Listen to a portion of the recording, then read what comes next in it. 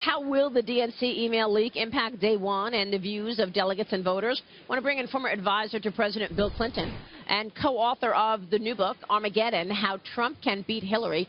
And that is, of course, Dick Morris. Dick, good to see you. Good to be here with you.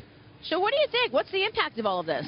Well, I think that it's notable that Trump went out of his way to appease the conservatives in his party, who he largely defeated, by naming Pence. And Hillary went out of her way to name Kaine, who is clearly not a liberal and does nothing to placate Sanders and Warren. So when Sanders and Warren address the convention tonight, the big thing we'll notice is that they were not chosen to be vice president. And in a sense, no matter how attractive they are, people are saying that shows that their views and Hillary's are fundamentally different. So I think it really casts a shadow over the whole thing. But yeah, you know, Maria, it can get worse. What do you mean how is it going to get worse? Well, when a bomb hits you, you wonder if the plane is still overhead.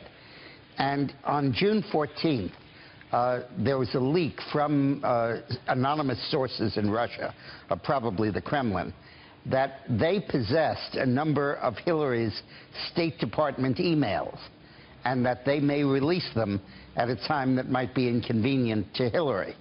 And that's something to keep your eye on all convention, because that would establish that the email server was hacked, and was hacked by our enemies. Yeah, that's really interesting, Dagan, because this whole time she's saying we weren't hacked, everything's fine. Which in the interview with 60 Minutes, she went out of her way to make that point and put an exclamation on the discussion about that very email server.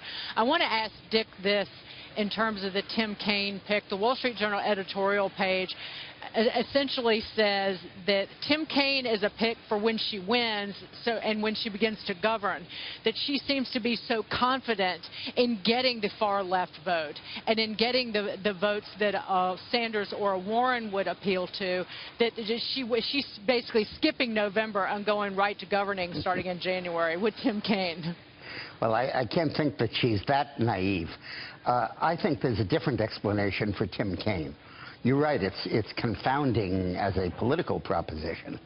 But I think that the key is Tim Kaine's letter that he sent to the banks 3 days before he was nominated, avowing that he would oppose stricter regulation of the big banks. Now, normally when you're on a short list for VP, you keep your mouth shut. But he overtly sent that letter. And I think it was to get the banks to lobby Hillary to put him on the ticket. And I think that what you're seeing here is Hillary reassuring her financial controllers that she's still on the reservation by picking Kaine. Dick, good morning. This is Morgan. I'm wondering, what can Bernie Sanders say tonight? And the comparison that I'm thinking of is 4 years ago, Bill Clinton sort of saved Barack Obama in his re-election by giving that powerful speech at the convention. Do you expect Bernie Sanders to pull a Bill Clinton 4 years ago or a Ted Cruz last week when it comes to Hillary Clinton tonight? Well, I think it'll be a Bernie, and I think he'll use the opportunity to articulate again his points of view. I think he'll attack Trump aggressively. I think he'll mildly praise Hillary. But I think that the real point here is that his voters are the swing vote in this election. I try to make that point in Armageddon, my book. The Republicans can run not just with the right jab doing the conservative issues, but they need to throw a left hook coming around Hillary and talking to the Sanders voters in the rear. And I think Trump did a very good job of that in his speech. And I think this email scandal and the choice of Kaine, both of which essentially tell the left of the Democratic Party to stuff it, really undermine Hillary.